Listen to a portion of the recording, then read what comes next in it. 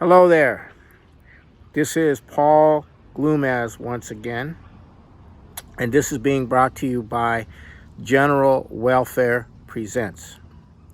And in this episode, which I am doing on the 12th of July, is going to be devoted to the topic of the synchronicity of history mirrored in the Mexican-U.S. relationship historically in the context of the global current strategic crisis. And in this, I'm going to be referencing the visit of Andrés, Manuel, López Obrador, AMLO, who came last Wednesday to intervene on the American population on behalf of Donald Trump. Okay, so there are a lot of ironies here. There are a lot of paradoxes, and we're going to be going into this. Now, the key critical inflection points in the history of our nation also correspond to the key inflection points in Mexican history. And these inflection points were also central points in world history. So I'll start with the first one, which begins, and I'll begin with the Mexican-American War, where the U.S. invaded Mexico on false pretexts in 1846. This was during the administration of President Polk. Now, by the time President Polk had become president, the slave interest in the U.S. and its allies internationally in Britain, France, Spain, had become the dominant power in the United States. And they were seeking to bring Texas in as a slave state and territories to the south and to the west in a slave. They wanted to expand the slave system. Now, the slave system had developed into a situation where Virginia and Maryland provided were the breeding grounds for slaves, and then the cotton slave system was expanded into the southern and increasingly western, and this cotton industry and New Orleans and also Havana became the center of this slave empire that was totally integrated into the international system, with the cotton going to England and then being turned into machined into cloth and then being dumped throughout the world, undercutting all the domestic manufacturers internationally, whether it was in China or India, especially India or other places. And then opium would be sent from Turkey and India into China. This was the world as it was in the 1840s. And this is, by the way, the same world that we live in today. It has gone back to that to a large degree, and we'll get into that. So the Mexican-American War, which ended in 1848, was described by Ulysses S. Grant in his later memoirs as an unjust war caused by the Southern slave system, which had become the most powerful force in the U.S., and it as an unjust war to expand slavery. And what Grant said is that the Mexican War and the unjustness of the war was paid back in the rebellion, that is the Civil War. In other words, the U.S. Civil War was the fruit of an unjust war in Mexico. Now, in the declaration of war against Mexico in 1846, only 2 congressmen stood up to it. And one in particular was Abraham Lincoln, who issued a spot resolution. Show me the spot where the infraction occurred on which the war was based. So Abraham Lincoln and the other congressman was John Quincy Adams. Okay, he was near the end of his life. And so this is very significant. Now later, supported by Britain, Spain, the French under Napoleon III invaded Mexico in the late 1861, just as the U.S. Civil War was beginning to going into full gear. And they took an Habsburg royalty, Maximillian, and put him on the throne as the Emperor of Mexico. And this was all done to expand the slave interests and to back up the Confederacy, to provide a support base for the Confederacy. Now, what's interesting is that Napoleon III gave as the reason for why the military invasion into Mexico had to occur was that Benito Juárez, who was then at that time president of Mexico, had tried to get the country out of the debt trap that they were in. They were in a horrible debt trap, and had announced that there would be a suspension of payments on interest on the international loans that Mexico owed for 2 years, from July 1861 to 1863. That was the reason for the war, because Mexico suspended interest payments on its debts. And as Napoleon claimed, that the intervention into Mexico was to protect the principle of free trade. That is, the debt was sacred. Mexico wasn't paying. The invasion had to occur so that Mexico would pay its debts. So Benito Juárez, then president of Mexico, was asserting a certain degree of sovereignty of Mexico. And so keep that in mind, because we're in a similar period where countries all over the world have these debts to pay which they cannot pay, and they're being constantly threatened by U.S. military or interventions or whatever. You know, keep in mind, it hasn't changed. So after the French conquered Mexico City, there was a protracted guerrilla war, and at the end of the Civil War, many U.S. soldiers took off their Union uniforms, went south, and put on Mexican uniforms and fought with the Mexicans to defeat the final defeat of Maximillian, who was executed in 1867. Now, many people think that that was not a right thing to do, was to execute Maximillian, but there was a reason for it that the history books don't tell you, is that near the end of the war, when the tide started to turn, he ordered all the troops to kill any Mexican that was combatant if they surrendered or if they were seized.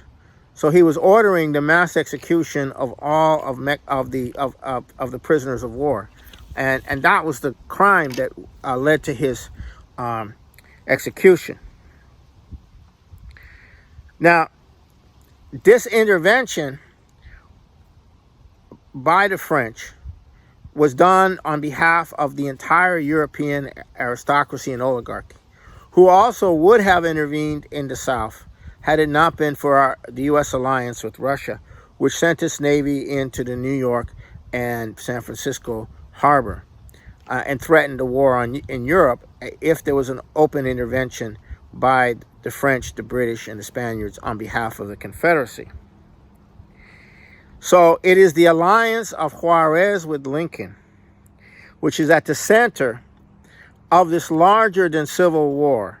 So the U.S. Civil War was not just a civil war. It was a world war, in effect, because of who was lining up on the side of the Confederacy and who was lining up on the side of the Union. And Juárez was not only a friend of Lincoln, but he represented the sovereignty of Mexico in the middle of a guerrilla war to bring back the sovereignty to the Mexican people. So it is this alliance between Juárez and Lincoln, which is at the center of history at that time, coming out of the Civil War. Now, last week, that alliance, that relationship was affirmed by the visit of the Mexican president, AMLO. And this is not just symbolic. This is very significant that the Mexican president laid a wreath at the memorial of Lincoln and the monument in Washington, D.C. of Benito Juárez. And this is implicitly both Lincoln and Juárez represented the principle of national sovereignty.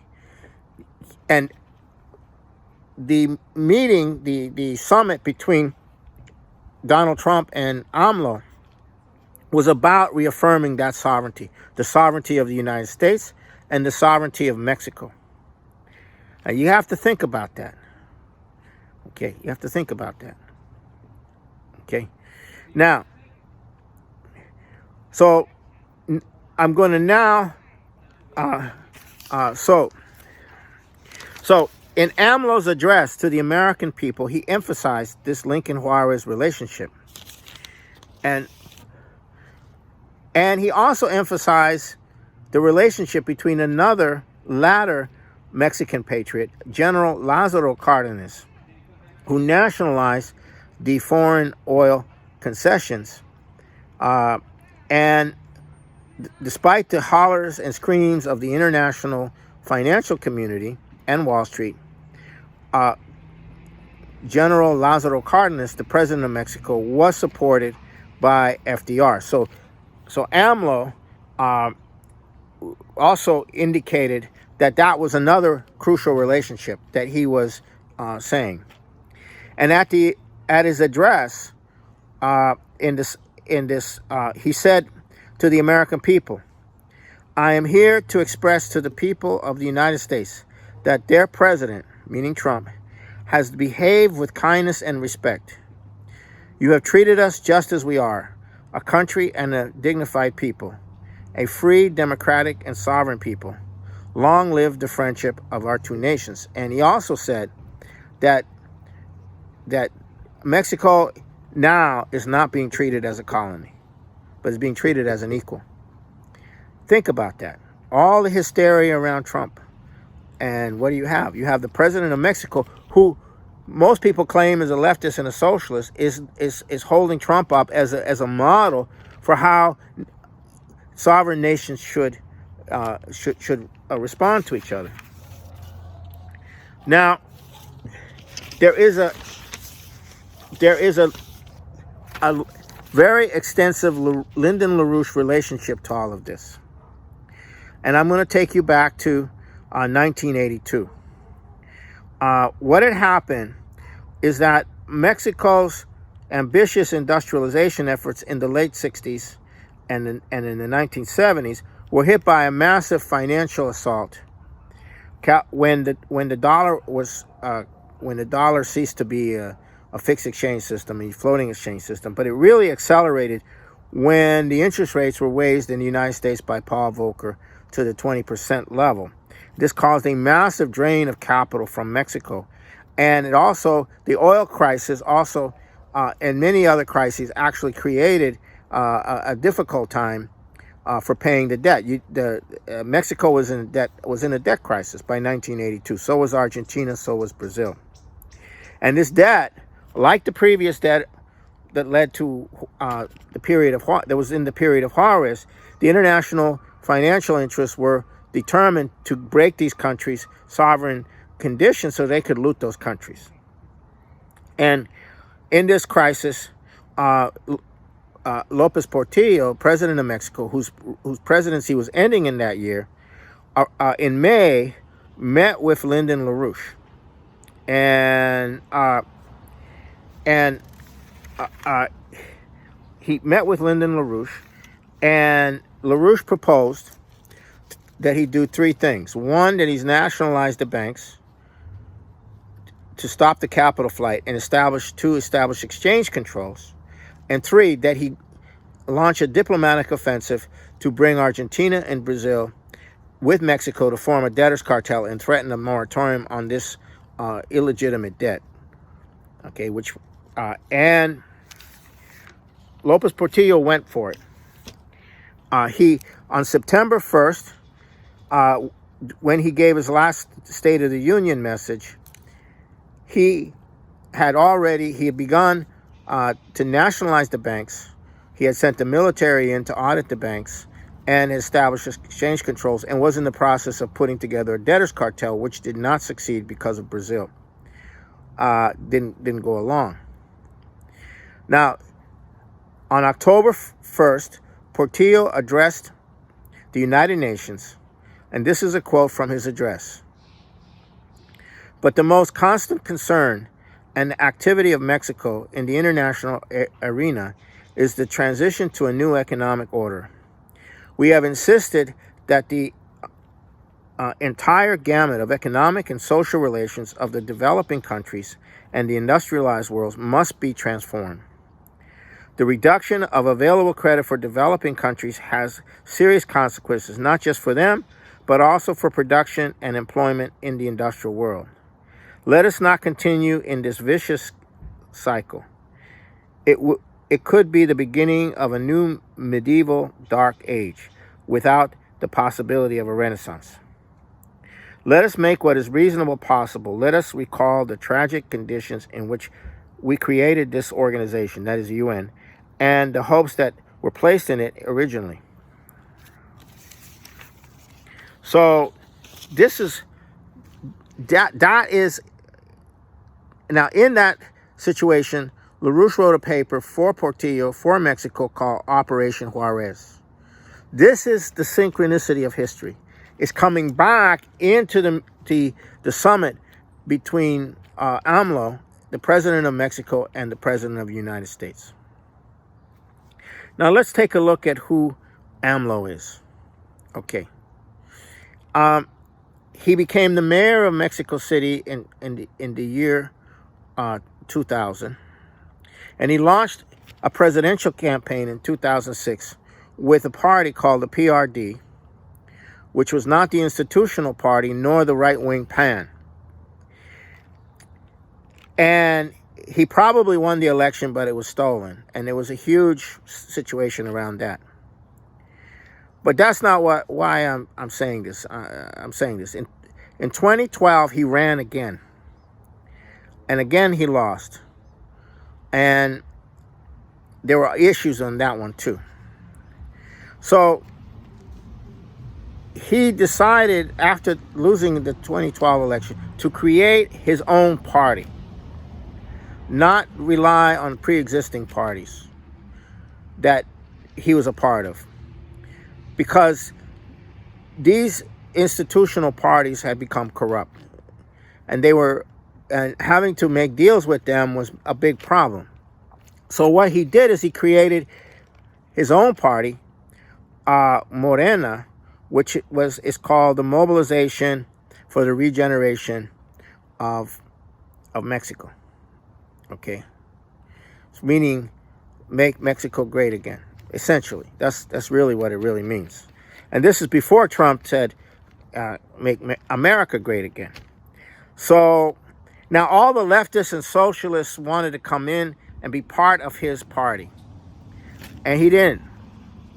He didn't go there. He wouldn't let them in. They wanted to form an alliance with him and all of that. He only formed an alliance with 2 other parties, smaller parties. One of them was the Labor Party of Mexico, whose original founder, was a former cadre member of the LaRouche movement back in the 70s, in the early 80s, and the 80s.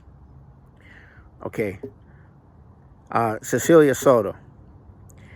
And the second party, and this is the paradox, was a party that was based on the evangelical Christian explosion that's been going on in Mexico. And this is an early party. This is their first.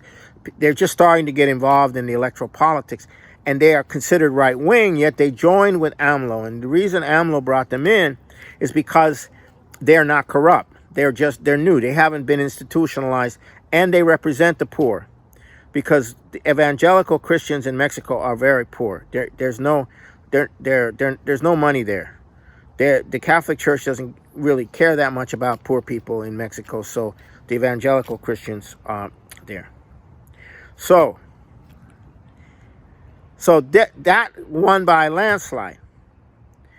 So you have a Make Mexico Great Again under Manuel López Obrador, and then you have Make America Great Again under Trump. So now you put that in the context of Trump's Mount Rushmore speech, which I talked about earlier, where Trump makes it very clear that the creation of the nation and what began with the Pilgrims in 1776 was ultimately the ending of thousands of years of slavery, and that there's a synchronicity between George Washington's struggle, Lincoln's struggle, and Martin Luther King's promissory note of the founding fathers in the civil rights movement, in the righteous civil rights movement. So what Trump has done is appeal to the same tradition that's referenced by AMLO with Trump in his visit to Washington, D.C. So people have to understand, this is different. We haven't seen this at all. Because from the time that López Portillo left office, all the presidents have been subservient to the international financial community. They've been toadies to U.S. interests. NAFTA broke Mexico. And AMLO says that the worst thing that NAFTA did was it bankrupted all the small indigenous farmers in Mexico, which created the crisis of immigration and everything else. And this new deal, the USMCA, is also supported by the U.S. trade union movement, which is another factor that the media doesn't want to bring out. And it is a change. It is a change. And the Mexicans are going to fare much better in that deal than they did before. So this Lincoln, Juárez, Franklin Delano Roosevelt, Cardenas, these are the key singular points and leadership under which our current future is synchronous with, and it's to know that the Mexican president has a sense of that, and so does our president Donald Trump has a sense of that, is very significant. So this is very important, and of course the liberal media is totally freaked out over this. This is not expected. This was not expected. And so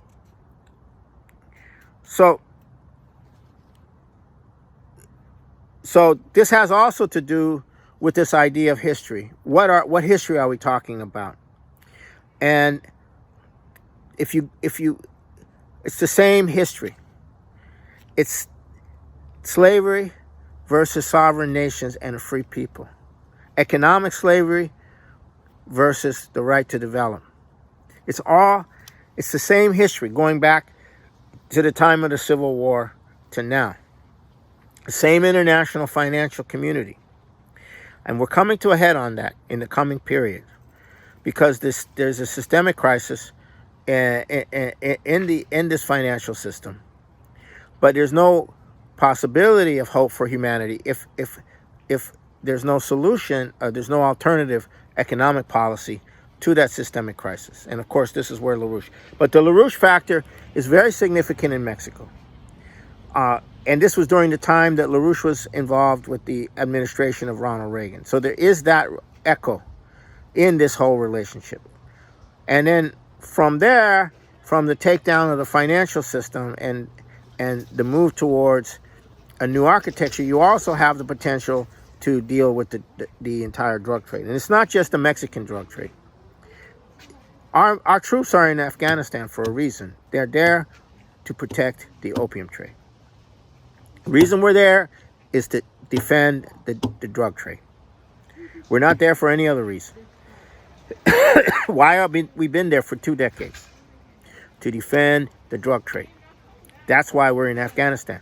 So when Donald Trump says we're going to move out of Afghanistan, we want to move the troops out of Afghanistan and let these people figure it out, what they're saying in London and Wall Street is no, that drug trade is the opium drug trade, the heroin trade.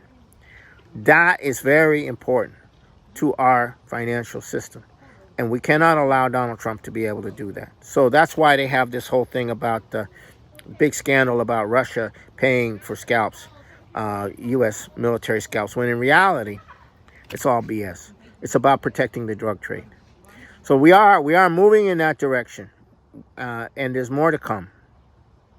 And in my next episode, I'll focus on other related matters. But I think this is very important. I think people need to know what this Mexican-American relationship that has evolved into a partnership against the international financial system, implicitly, and hopefully soon explicitly.